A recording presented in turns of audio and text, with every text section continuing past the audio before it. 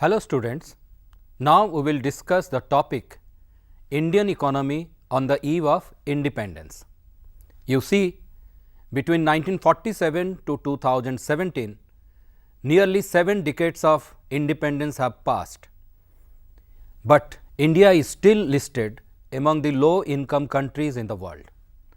One of the major factors responsible for India's current economic status has been the historical developments that the country experienced.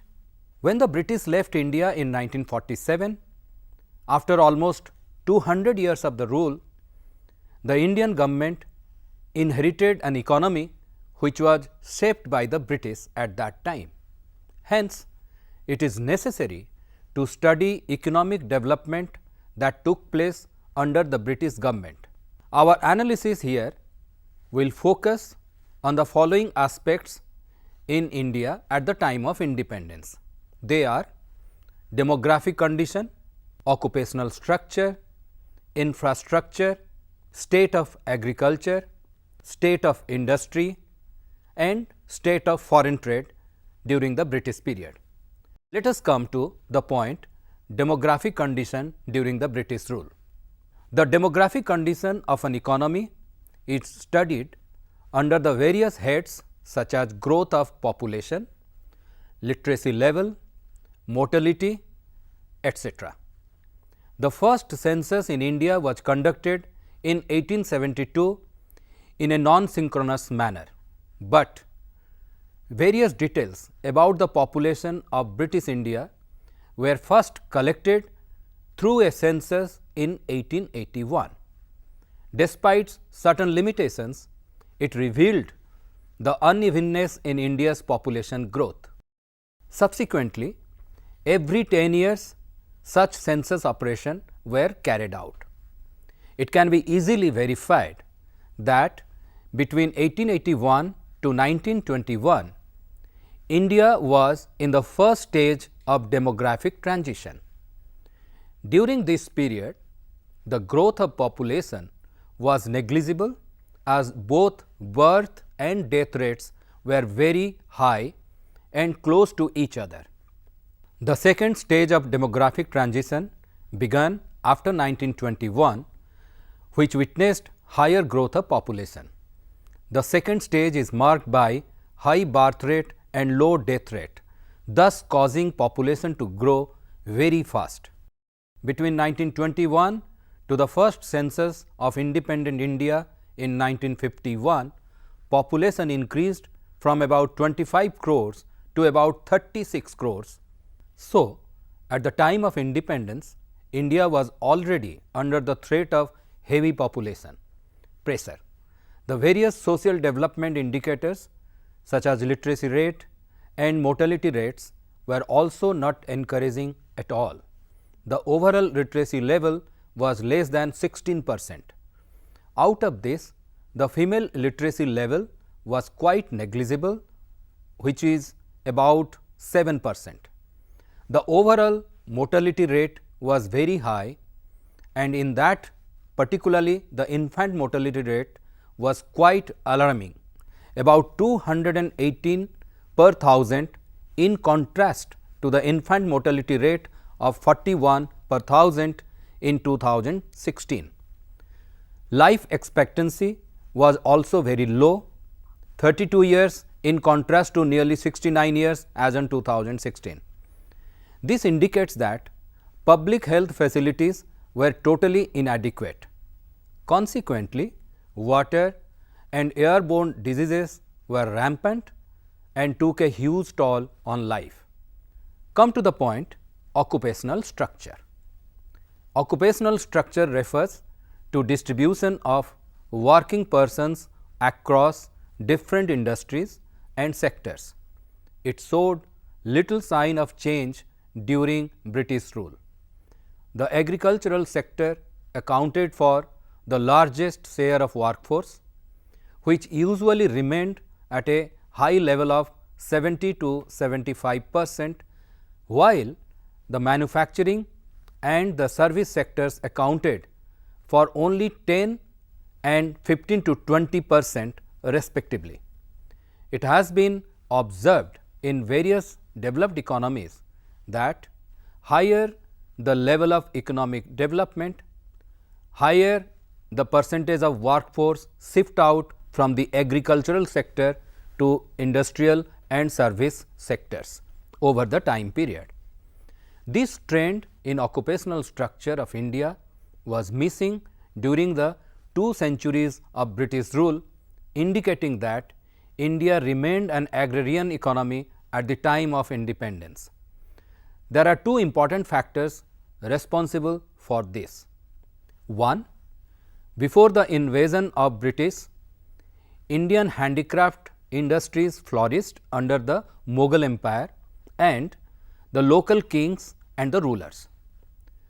When the British invaded the country, they overpowered the Mughal Empire and defeated the local kings or rulers, thus destroying the handicraft industries.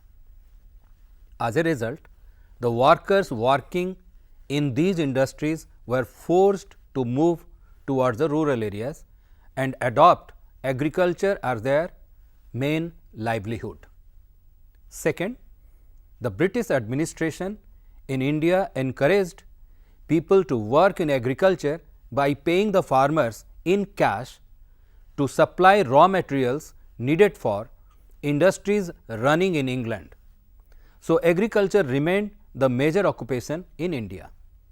There are also significant regional variation in the distribution of workforce.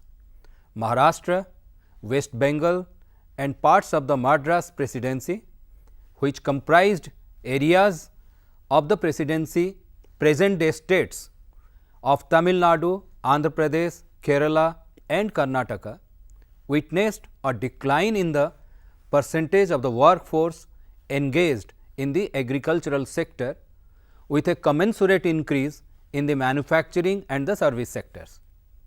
On the other hand, other states such as Odisha, Rajasthan and Punjab witnessed an increase in the share of workforce in agriculture during the same period. Come to infrastructure. One positive aspect of British rule is that there was creation of basic infrastructure such as railways, ports, water transport, post and telegraph. In fact, the introduction of the railways in India in 1853 is considered as one of their most important contributions. The railways played a major role in national integration, as it did enable people of India to undertake long distance travel and thereby break geographical and cultural barriers. However, the real motive behind this development was to subserve various colonial interests in the following manner.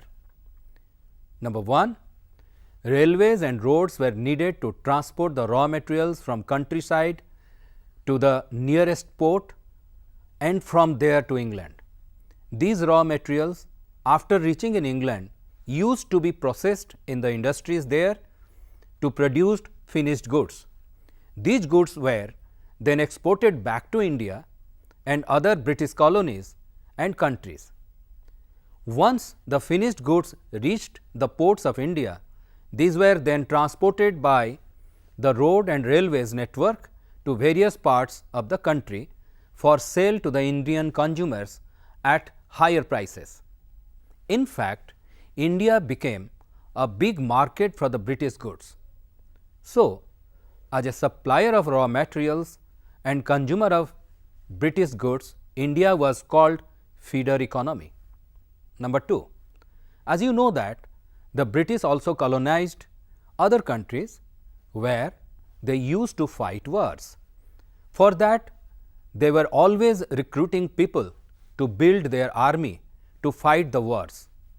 Hence, it was essential for them to construct road and railway network to mobilize the army within India. Number 3, the road and railways network were also used to transport the finished goods and other items to the port, from where these were further exported to other colonies and countries. This way, the British administration earned lots of foreign exchange. Number 4, whatever infrastructure were created during the British rule, India did not benefit much from these facilities as expected, as such facilities were inadequate and limited. It is evident from the fact that there always remained an acute shortage of all-weather roads to reach out to the rural areas, particularly during rainy season. Most of rural India remained cut off from the mainstream.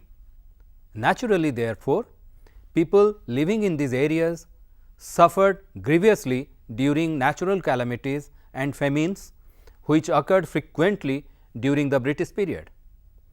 The social benefits which the Indian people gained owing to the introduction of the railways were thus outweighed by the country's huge economic loss. Besides roads and railways, the colonial dispensation also took measures for developing the inland trade and sea lanes. However, these measures were far from satisfactory. The inland waterways at times also proved uneconomical. For example, take the case of the coast canal on the Odisha coast. Though the canal was built at a huge cost to the government exchequer, its use was very limited or non-existent. The main reason being that it failed to compete with the railways, which soon traversed the region running parallel to the canal. Hence, the project was abandoned. Another important development in the infrastructure creation by the British in India was establishment of telecommunication system through the introduction of the telegraph. In 1850, the first experimental electric telegraph line was started between Calcutta, now Kolkata, and Diamond Harbour. In 1851, it was opened for the use of the British East India Company. In 1853, some parts of India were connected through telegraph lines, which include Kolkata and Peshawar, Agra, Mumbai, which was then Bombay, and Chennai, which was then Madras. In 1854, a separate department was opened to provide telegraph facilities to the public. The first formal telephone service was established in the country in 1881, when the Oriental Telephone Company Limited of England was granted license by the government to establish telephone exchanges at Calcutta, Bombay, Madras and Ahmedabad. Even though the electric telegraph service was an important development, it was mostly used for maintaining law and order.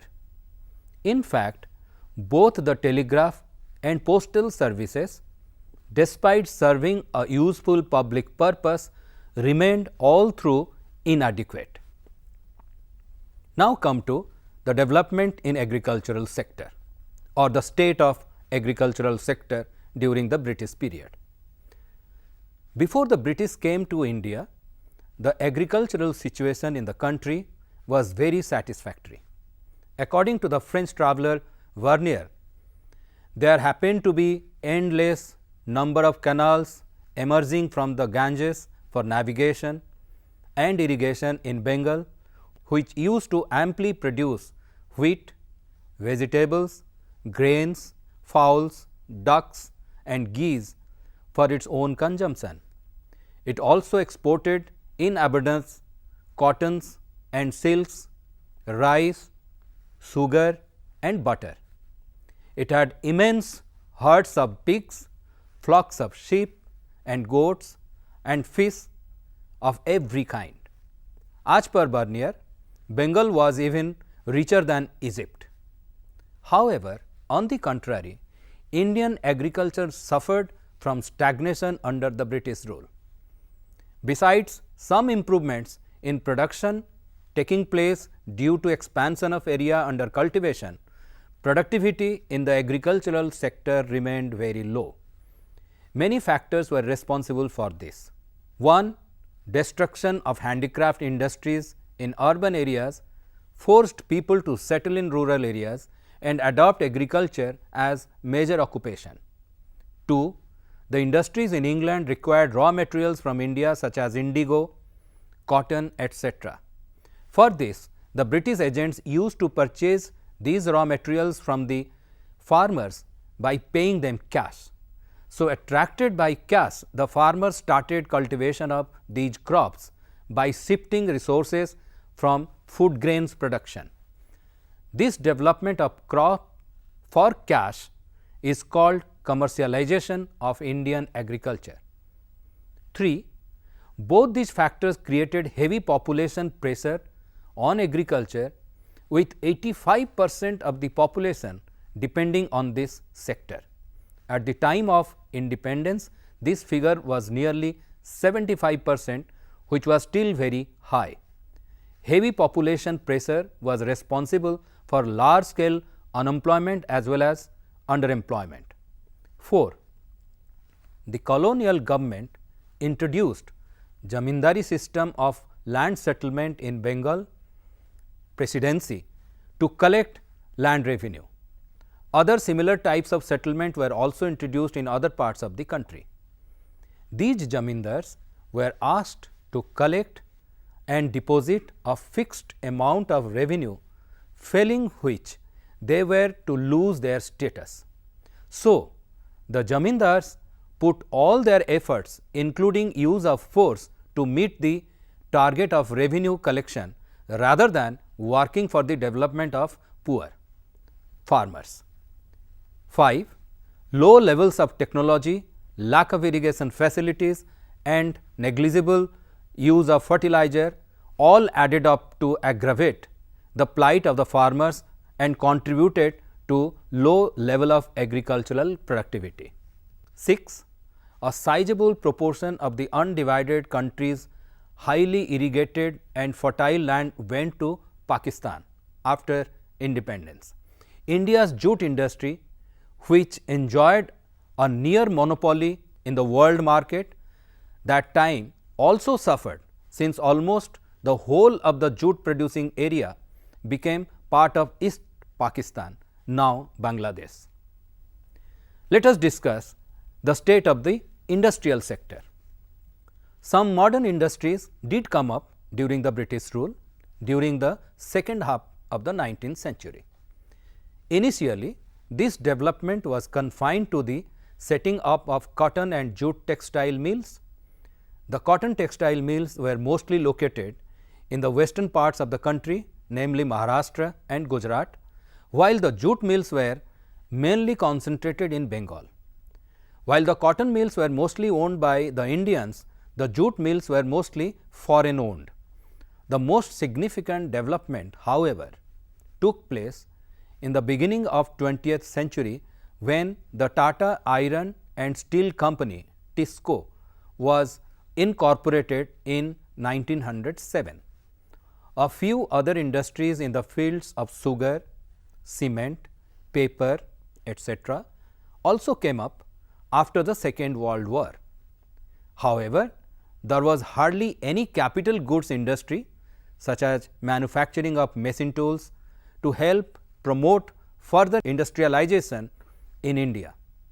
So, like agriculture, India did not do well to develop its industrial base. The advent of British caused destruction of handicraft industries due to internal wars, as said earlier. It created massive unemployment and forced people to move towards rural area and adopt agriculture as occupation, which in turn created heavy burden on agriculture itself. The establishment of few manufacturing units here and there was no substitute to this wholesale displacement of the traditional handicraft industries. Furthermore, the growth rate of the new industrial sector and its contribution to the gross domestic product remained very small. The fact is that colonial policy happened to be against industrialization in India for two specific reasons. One, to reduce India to the status of a mere exporter of important raw materials for the upcoming modern industries in Britain, and two, to turn India into a sprawling market for the finished products of those industries. Now, discuss the point on foreign trade during the British period. The conditions prevailing in agriculture and industrial sectors did affect the foreign trade of the country. Commercialization of agriculture forced India to become an exporter of primary products such as raw silk, cotton, wool, sugar, indigo, jute, etc. The main destination of export happened to be England, where industries use these raw materials to produce consumer goods and export them back to India. Since India did not have enough industries to produce finished consumer goods, it became an importer of goods like cotton, silk and woolen clothes, and capital goods like light machinery from Britain. So, for all practical purposes, Britain maintained a monopoly control over India's exports and imports. It was found that more than half of India's foreign trade was restricted to Britain only. The opening of Suez Canal in 1869 further intensified British control over India's foreign trade. Even though India could generate export surplus, there was hardly any inflow of gold or foreign currency, as the surplus was used by the British administration to make payments for the expenses incurred by an office set up by the colonial government in Britain, expenses on wars fought by the British government in different parts of the world to pursue colonialism, and the imports of invisible items. This way, the British used foreign trade to drain out the wealth of India. The other countries with which India had trading relationship included China, Ceylon, now Sri Lanka, and Persia, now Iran. Finally, let us summarize whatever we have discussed so far. The state of Indian economy at the time of independence, that is, at the end of British rule, can be described in the following manner. Number 1, India had already entered the second stage of demographic transition with high population growth that began from census of 1921. Number 2, the quality of life indicated by educational achievements and healthcare was very poor, while as high as 84% of the population was illiterate. The life expectancy was as low as 32 years only. Infant mortality rate was alarmingly high at 281 per thousand. Number 3, creation of railways is an important infrastructure gifted by the British administration to India. However, its main purpose was to transport raw materials and army to serve the colonial interest more than that of people of India.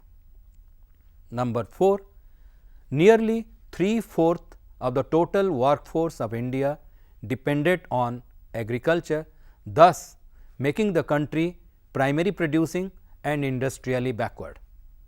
Number 5, Indian agriculture suffered due to heavy population pressure, prevalence of zamindari system and commercialization. Number 6, Britain remained India's major trading partner and exploited foreign trade to drain out India's wealth. Thank you.